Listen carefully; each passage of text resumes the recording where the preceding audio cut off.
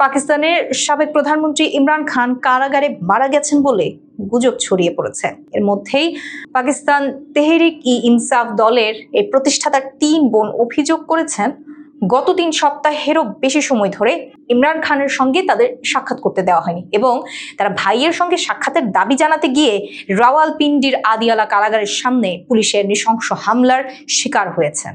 ইমরানের দল পিটিআই বলছে, কারাগারের বাইরে শান্তিপূর্ণভাবে বসে থাকা অবস্থায় পুলিশের হামলার শিকার হয়েছেন সাবেক প্রধানমন্ত্রীর ৩ বোন ও সমর্থকরা। ইমরান খানের সঙ্গে সাক্ষাতের দাবি তোলাই ছিল তাদের অপরাধ। এই নৃশংস পুলিশি হামলা নিরপেক্ষ তদন্ত দাবি করছে দলটি। পাঞ্জাব পুলিশের প্রধান উসমান আনোয়ারকে লেখা এক চিঠিতে ইমরান খানের ৩ বোন বলেছেন, পুলিশ বিনা উস্কানিতে নৃশংস ও পরিকল্পিত হামলা চালিয়েছে।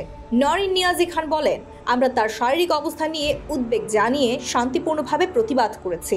আমরা রাস্তা অবরোধ করিনি, জনসাধারণের চলাচলে বাধা দেইনি, এমনকি বেআইনি কোনো কাজ করিনি। তারপরেও কারাগারের সামনে এলাকায় স্ট্রিট লাইট বন্ধ করে দেওয়া হয়। এর পরপরই পাঞ্জাব পুলিশের সদস্যরা আমাদের ওপর নৃশংস ও পরিকল্পিত হামলা চালান। তিনি বলেন, ৭১ বছর বয়সে আমাকে চুল ধরে টেনে মাটিতে ফেলে দেওয়া হয়, রাস্তার উপর ফেলে মারধর করেছে পুলিশ।